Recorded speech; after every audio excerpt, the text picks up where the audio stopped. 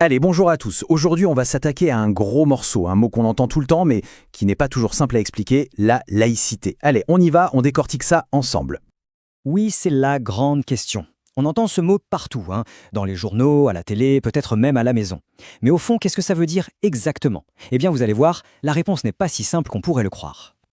Alors, pour commencer, regardez ça. On a posé la question directement à des élèves. Et les réponses, eh bien, elles sont super intéressantes. Pour quasiment la moitié, 42%, c'est accepter toutes les religions. Juste derrière, pour 30%, c'est avoir le droit de ne pas croire.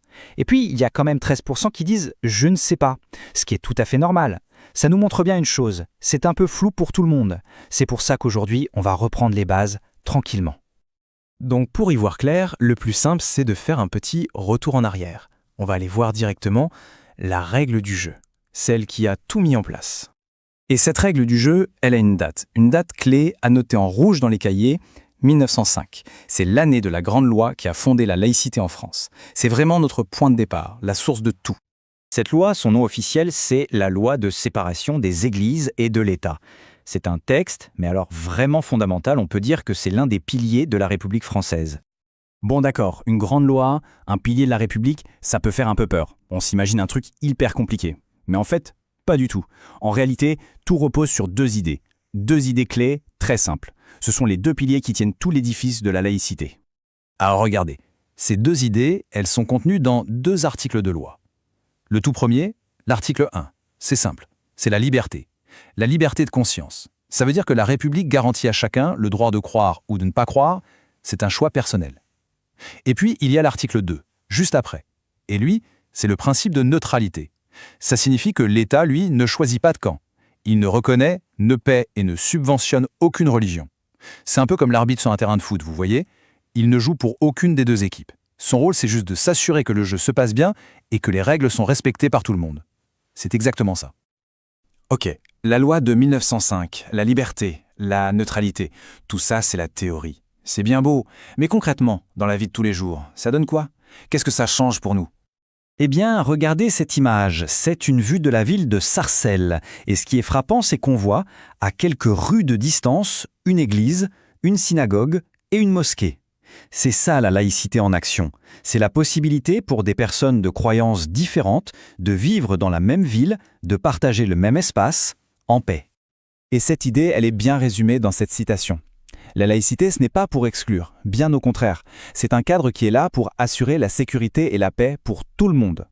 L'idée, ce n'est pas juste de se tolérer ou de coexister, c'est aller plus loin. C'est de vivre ensemble, vraiment. Alors, on a vu pour la ville. Mais maintenant, parlons d'un lieu qu'on connaît par cœur, l'école, le collège. Parce que là, vous allez voir, les règles de la laïcité s'appliquent d'une façon un peu spéciale. Pour bien comprendre, prenons un cas concret. C'est l'histoire de Laurence, une prof d'histoire géo. Voilà le problème, elle organise une sortie dans un lieu historique qui se trouve être une église, et un élève refuse d'y entrer. Sa réaction? D'abord, l'explication. Elle lui rappelle calmement que l'école est neutre. On ne visite pas ce lieu pour prier, mais pour son intérêt historique et culturel. C'est un cours, en dehors des murs du collège. Et ensuite, la solution, c'est le dialogue. Prendre le temps de discuter avec l'élève, et même avec sa famille si besoin, pour bien réexpliquer ce qu'est la laïcité à l'école. Bon, maintenant qu'on a vu la règle du jeu, la grande loi et des exemples concrets, il est temps de faire un petit résumé pour être sûr que tout est bien clair dans nos têtes. Allez, pour ça, un petit jeu, vrai ou faux. Première affirmation, la laïcité me laisse avoir la religion que je veux ou même être athée. Alors, c'est vrai, bien sûr, c'est le fameux principe de liberté de conscience. Deuxième affirmation, la laïcité favorise certaines religions. Là, c'est faux, c'est tout le contraire, c'est le principe de neutralité de l'État.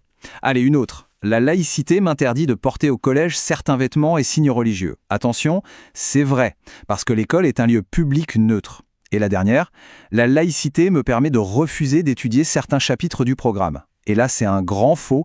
Le programme scolaire est le même pour tous, il est laïque. Bon, et maintenant, le moment que tout le monde attend, la petite fiche résumée, l'essentiel à retenir pour le contrôle. Alors, qu'est-ce qu'on doit avoir en tête? Premièrement, la date clé, 1905, la loi de séparation des églises et de l'État. Ensuite, les deux définitions piliers, la liberté de conscience, le droit de croire ou de ne pas croire, et la neutralité de l'État. L'État ne favorise aucune religion. Et enfin, le principe à l'école, l'école publique est un espace neutre et les enseignements y sont laïques. Voilà, avec ça, on a l'essentiel. Voilà, on a fait le tour de l'histoire, des règles, des exemples. Mais au fond, au-delà du cours, il reste une question importante. Maintenant qu'on comprend mieux ce que c'est, comment est-ce que ce principe, la laïcité, peut nous aider tous les jours à mieux vivre ensemble? C'est une question qui nous concerne tous et ça vaut le coup d'y réfléchir un peu.